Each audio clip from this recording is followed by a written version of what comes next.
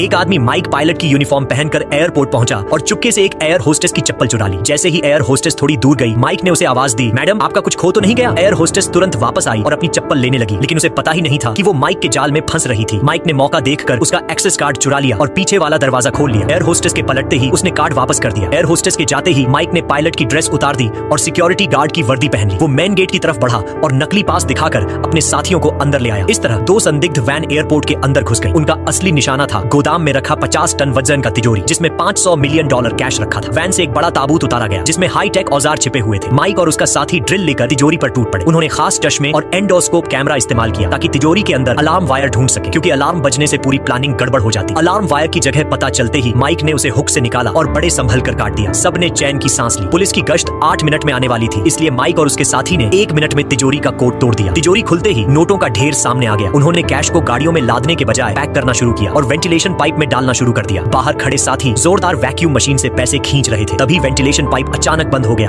जिससे गैंग का मास्टरमाइंड गुस्से से तमतमा उठा। जैसे ही वो ऊपर कॉल करने वाला था, मशीन फिर चालू हो गई। अचानक स्पेशल फोर्स ने गोदाम को घेर लिया। असल में माइक पुलिस का अंडरकवर एजेंट था, लेकिन जब नोट चेक किए गए तो पता चला कि $30 मिलियन गायब थे। माइक ने पुलिस और चोरों दोनों को धोखा दिया था। पाइप के आधे मिनट की गड़बड़ी के वक्त माइक ने अपने दोस्त मच्छर को बुलाया था, जिसने तीसरे आउटलेट से चोरी छुपे $30 मिलियन निकाल लिए थे। पूरा गैंग पकड़ा गया और मच्छर $30 मिलियन लेकर फरार हो गया। इसके बाद माइक का साथी भिखारी के भेष में एक बिल्डिंग की छत पर आत्महत्या का ड्रामा करने लगा। जब पुलिस और फायर ब्रिगेड वहां पहुंचे, वो फायरमैन बनकर अंदर घुस गया। माइक बाहर ही रुका और सही मौके पर फायरमैन की ड्रेस पहनकर टूरिज्म कंपनी के ऑफिस में घुसा। उसका अगला निशाना दीवार के पीछे बनी बैंक की तिजोरी थी, जिसमें सोने के सिक्के रखे थे। माइक ने मेटल डिटेक्टर से दीवार को स्कैन किया और लोकेशन कंफर्म होते ही दीवार तोड़नी शुरू कर दी। 10 मिनट में उसने छेद बना लिया और टूटे ईंट पत्थर कैबिनेट में छुपा दिए। फिर गैस सिलेंडर और गैजेट्स से ऑक्सी एसिटिलीन कट्टर बनाकर तिजोरी में छेद किया। उसने $30 मिलियन के गोल्ड कॉइन निकाल ली। गोल्ड को पुलिस से भरी बिल्डिंग से बाहर निकालना आसान नहीं था। माइक ने गोल्ड के सिक्के ऑक्सीजन सिलेंडर में छुपा दिए और दीवार के छेद को पेंटिंग से ढक दिया। उधर भिखारी बने उसके साथी की मुश्किलें बढ़ती जा रही थी। माइक का मैसेज मिलते ही उसने ड्रामा छोड़ दिया, लेकिन नेगोशिएटर ने उसे